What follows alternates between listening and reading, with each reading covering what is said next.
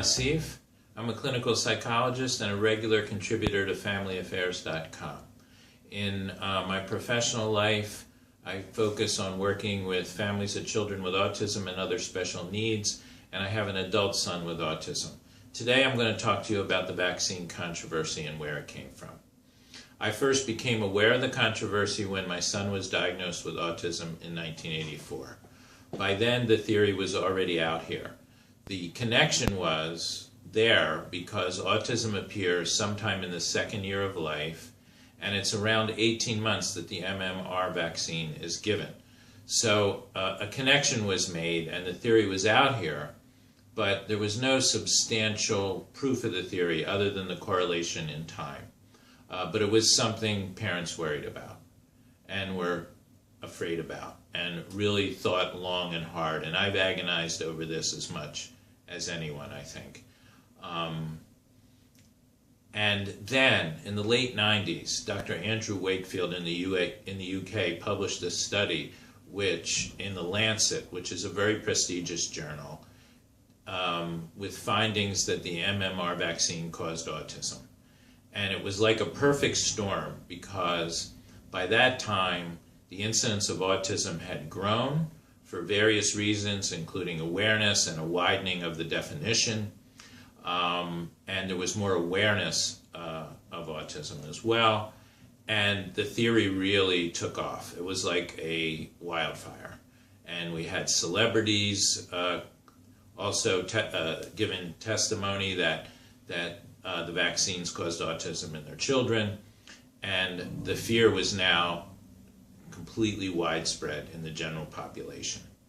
Subsequently, Wakefield's study was discredited. It was based on fraudulent data, and eventually the Lancet retracted the article, and Wakefield lost his medical license in the UK.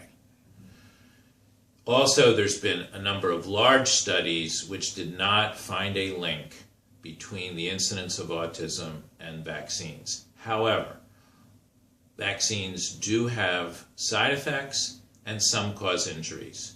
So in the United States, some parents have won their claims that their children were injured by vaccines under very specific circumstances, one of which is that seizures occur within 72 hours of the vaccination.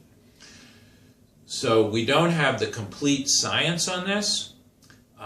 There's more work to be done in terms of vaccine safety. However, I think the scientific research that we have is able to confirm that it's not a leading cause of autism.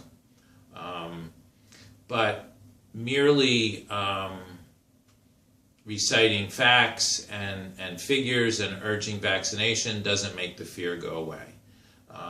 This fear is quite alive. I feel the pulse of it in the autism community, and I think we need to have a civil discussion about the pros and cons of vaccinating children. It's a serious discussion, and I think it's going to take time, and more scientific information is necessary over time in terms of what children may be vulnerable or not. And I think parents need compassion and patience and not pressured to make these decisions. And all of life is uncertain, including, and all we want is a happy and healthy future for our children. And let's take this into account as we go forward and discuss this in a kind way with each other.